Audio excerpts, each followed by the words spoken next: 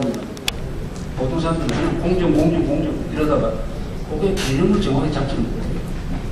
이 한자라는 것은 위대한 글자입니다.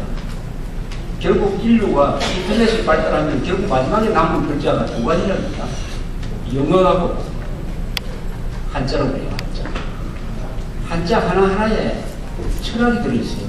철학이. 한자 하나하나에 우리 5,000년 동양 문화 발전의 핵심이 그 한자 하나하나에 다 들어있습니다. 우리 흔히 실사구시라고 합니다. 실사구시. 이것도 실사구시, 실용주의. 실사구시 뭐냐 물어보면 다 제목대로 얘기해요. 한자를 딱 써놓고 실사구시 딱 하면은 정확하게 들어옵니다. 사실할 때 실제 아닙니까? 그것은 현실입니다. 영어로 말하면 리얼리티죠. 현실. 일사자, 그건 사실입니다. 사실. 구는 뭘 추구한다. 시는 올바른 것을 추구한다. 또는 시비를 가린다. 이런 뜻입니다. 즉 뭐냐? 실사구시의 진정한 의미는 뭐냐? 현실과 사실을 기초로 시비를 가린다. 우리가 시비를 가진 기준은 현실과 사실을 기초로 하는 것입니다.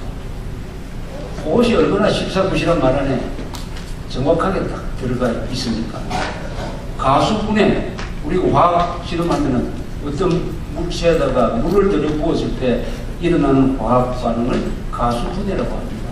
그런데 한글로 가수분해 하면 그 외우기 얼마나 어렵습니까? 그럼 한자로 딱 가수분해 써놓으면 그 한자를 보는 즉시 알게 됩니다. 보는 즉시 알게 됩니다. 밀양이라는 이 지명도 얼마나 좋습니까? 그러나 한글로 밀양이라고 해보면 아무런 의미가 전혀 되지 않습니다. 그런데 한자로 써놓으면 뭔가 느껴지는 게 있어요.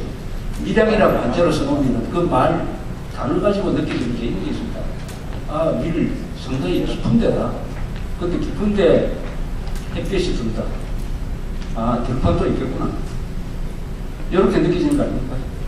그러니까 밀양 이렇게 깊은 산골도 있고 좋은 들판도 있고 강도 있고 은어도 올라오고 하는 이런 자연을 밀양이라는 말이 딱 느끼게 해줍니다. 느끼게 해줍니다. 밀양이라고 써놓으면 한글로 쓰면 절대로 정답이 오고 가지 않고 정보가 오고 가지 않습니다. 그런데 이런 일상적인 언어 생활을 한자를 통해서 하면은 다 사람들이 생각이 깊어져요. 생각 뭘 하나 하더라도 정확하게 알게 됩니다. 정확하게 알게 됩니다. 우리가 쓰는 민주주의라는 말이 있잖아요. 이거 중국 사람들이 만든 말이 아니고 일본 사람이 만든 디모크라시를 민주주의 위에 번역할 때 민주주의라고 했습니다. 공화국, 리퍼블릭입니다. 이것도 일본 사람들이 만든 말입니다. 자유, 이것도 일본 사람이 만든 거예요. 우리가 쓰는 말의 거의 90%는 일본 사람들이 새로 만든 한자입니다. 근데 기준, 출판, 언론, 이거 다 일본 사람들이 만든 거예요. 그런데 우리가 수입을 했죠. 중국도 그냥 가지고 왔었습니다.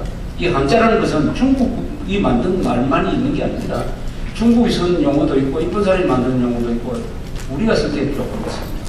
따라서 유럽에서 라틴어 알파벳처럼 이 한자는 우리 동양삼국이 다 서역이에요.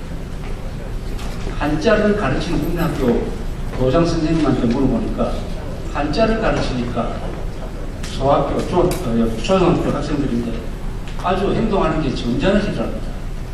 그리고 글짓기 대회에 나가면 무조건 1등이다. 글짓기 대회. 그럴 수밖에 없죠. 한자를 배우면 정확한 의미를 알 수 있기 때문에 문장력이 좋아집니다. 문장력이 좋아지면 어떤 사람이 됩니까? 정확한 사람이 됩니다. 품격 있는 사람이 됩니다. 체력이 국력이라는 것은 꼭 맞는 게 아니에요. 러시아도 망할 때 서울올림픽에 나와서 1등을 했습니다. 그러나 필력은 국력입니다. 선진국 사람들, 일본 사람들, 미국 사람들, 유럽 사람들 문장을 정확하게 씁니다. 편지를 하나 주고받더라도 딱 받아보면은 예의를 딱 갖추고 활약을 딱 정확하게 하고 문구를 맞습니다. 한국 사람들이 쓴 글을 우리나라 사람들이 글을 쓰는 거 받아보면은 도대체 무슨 말인지 모른다. 문법이 틀린다. 수준이 낮다. 이런 생활을 오래 계속 하다 보면 정신력이 이렇게 쭉 떨어져 버립니다. 그래서 한자를 다시 복원하지 않는 한, 그래야 해요. 한국어를 영어나 독일어처럼 아름답게 바꾸지 않는 한 우리는 인류국가 절대로 안 됩니다. 이거는 통일 문제만큼 급한 겁니다. 그런데 동양에서 이 한자 말살 운동을 누가 일으켰느냐? 이 공산주의자들이 일으켰어요. 중국에서도 한때 알파벳으로 만들려고 했습니다. 한자를 완전히 철폐하려고 했어요. 그러다가 이제 감자체로 왔습니다. 북한은 한글 전용을 가죠.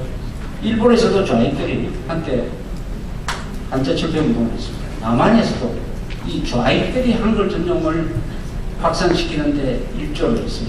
물론 그 이외의 박정희도 한글 전용을 좋아했으니까. 그러나 그때는 이런 생각을 갖고 있었습니다. 박정희나 이승만은 왜 한글 전용을 하자고 했냐면 무슨 문명률을 줄여야 돼요. 그럼 한글도 좋다.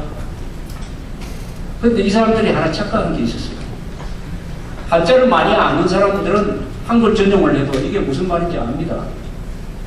공정하면 한자로 하면 무슨 말이다. 이렇게 한자를 모르는 사람한테 한글 전용을 또 갖다 주면 한글 전용으로 된 완전히 암호가 됩니다. 암호. 실제로 그런 현상이 지금 일어나고 있습니다. 그래서 이승만 박정희 대통령이 그 위대한 일을 했지만 이 문자 정책에서는 큰 실패를 했어요. 그러나 그것은 그 두 분한테 뭐 책임을 덮어가지고 지금 이렇게 될 게 아니고 우리가 지금 이 문제를 해결하기 위해서 뭐 알아서 해결하고 있지 않습니까? 각 집집마다 지금 한자 교육을 얼마나 많이 시킵니까? 그러나 사회에서 한자를 안 쓰니까 곧 잊어버립니다. 이걸 하여튼 같이 고민해서 해결해 나갈 수밖에 없어서. 또 질문이 있습니다. 예, 저쪽에. 6.25 사변하실 때 트루먼 대통령이 탐로 선택을 하셨는데 레어드 장군이 중국군 넘을 때 먼저 폭탄 터진다 이렇게 했어요. 그래서 또들이 보시면 우리 대한민국 역사는 달랐을 텐데 왜 반대를 했는지 답변을 드리고 싶습니다. 아주 저 질문이 아주 중요한 질문입니다. 저기에 대해서 이 설명을 드리면 이렇습니다. 이게 메가드 사령관이 한국전에서 잘한 게 있고 못한 게 있어요. 잘한 것은 인천상륙 작전입니다. 그런데 중공군이 개입 안 할 거라고 봤어요. 큰 오판을 했습니다. 중공군은 이미 개입을 준비를 하고 있었어요. 그 만주에 수십만 군대를 딱 갖다 대놓고 경고를 했습니다. 38선, 미군이 38선 넘어오면 우리 개입 안 할 수가 없다. 이렇게 해도 미국이 안 말렸습니다. 그리고 메가드가 중공 개입 못할 거라고 봤어요. 그래도 트루만은 그 보고를 받으니까 불안했어요. 그래서 인천 상륙작전 한 그 한 달 뒤에 1950년 10월 15일에 트루만 대통령이 웨이크섬이라는 데로 메가드를 불러서 거기서 두 사람이 만납니다. 그래서 트루만 대통령이 메가드한테 물은 중공군 개입하지 않겠느냐 물으니까 메가드가 이렇게 이야기합니다. 개입하려면 벌써 했어야 되는데 이미 시기를 놓쳤습니다. 개입한다 하더라도 막강한 공군력으로 완전히 작사를 내겠습니다. 이렇게 안심시켰습니다. 그 사흘 뒤에 중공군이 압록감을 느끼기 시작했습니다. 그런데 계속 북진을 했어요. 그러다가 10월 24일쯤 중공군이 반격을 시작합니다.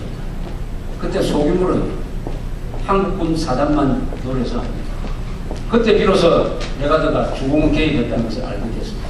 그러나 이때 또 메가드가 또 오판을 해요. 중공군이 6만 명밖에 안 들어왔다 라고 오판을 합니다. 실질적으로 그때 아마 3, 40만이 들어와 있었어요. 그래서 그 한 달 뒤에 또 북진을 합니다.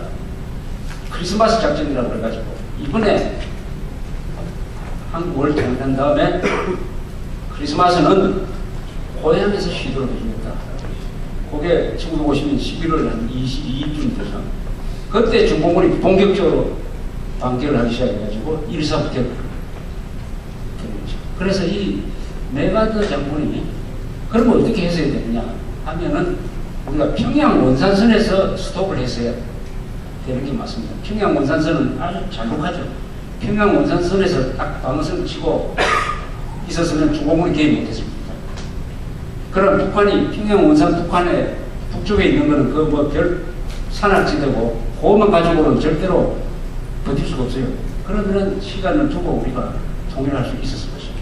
평양 원산선에서 스톱하는 방법이 있었어요. 그러나 메가드는 너무 잘 나갔습니다. 그러니까 아무도 또 메가드를 말릴 수가 없었어요. 자, 이제 메가드는 중공군이 딱 계획하니까 메가드가 취한 정책은 총퇴각입니다. 싸우지 말고 그냥 휴전선 남쪽으로 총퇴각을 했어요. 그래서 1차 군대 때 1951년 1월 4일에 다시 소련계약 기소합니다. 그때 메가드가 트루만한테 이렇게 요구를 합니다. 중공을 해상 공세했다. 만주를 폭격했다. 필요하면 원자 폭탄도 써야 된다. 그리고 정원군을 더 많이 보내줬으면 좋겠다. 이렇게 이야기합니다. 트루만 입장은 어떠냐? 트루만 입장은 아주 난처하게 되고 있습니다. 이 메가드를 믿고 있다가 큰일 나게 됐어요. 영국 사람들이 달려왔어요. 영국 사람들이 이렇게 이야기합니다. 한국을 포기하자. 포기하고 중국하고 잘 지내는 방향으로 가자. 이렇게 이야기합니다. 메가드도 이런 조건을 안 하면은 우리 한국을 포기하고 일본으로 가서 일본을 제대로 지키는 게 오히려 낫겠다. 이렇게 트루만한테 요구를 하니까 트루만이 아주 난감하게 보였습니다. 이때 트루만이 또 한 번 더 결심을 해요. 어떻게 결심을 하느냐? 첫째, 한국을 포기하지 않는다. 영국한테 이런 이야기를 합니다. 우리가 물러나면은 우리를 믿고 싸웠던 한국 사람들이 다 죽을 것이다. 미국이라는 나라는 친구가 어려웠을 때 포기하는 나라가 아닙니다. 이렇게 얘기합니다. 동시에 원자폭탄은 안 쓴다. 왜냐하면 원자폭탄을 쓰면은 이건 제3차 세계대전으로 갈 가능성이 있다.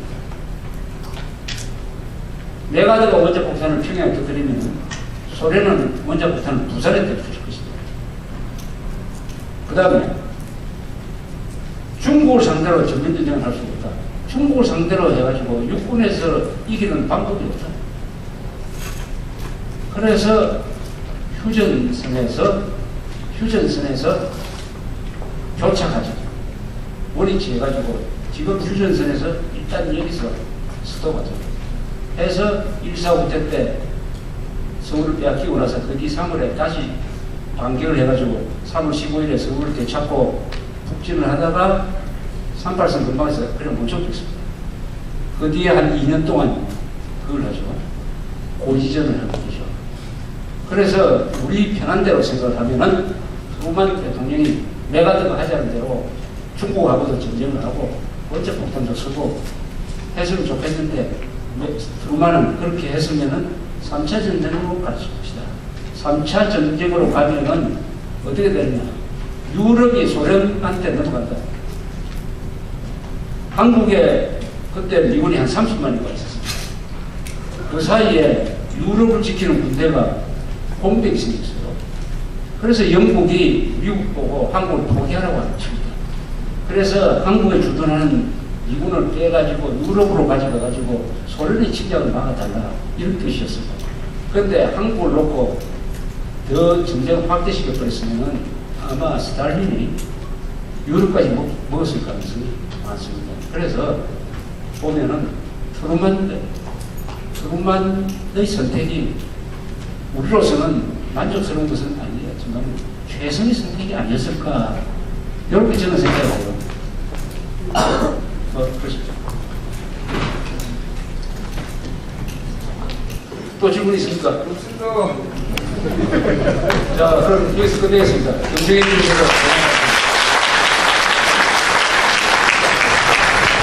오늘 인류 국가를 만들어야 할 북한 장군을 판단하는 주제로 유익한 강연을 해주신 조갑재 대표님께 다시 한번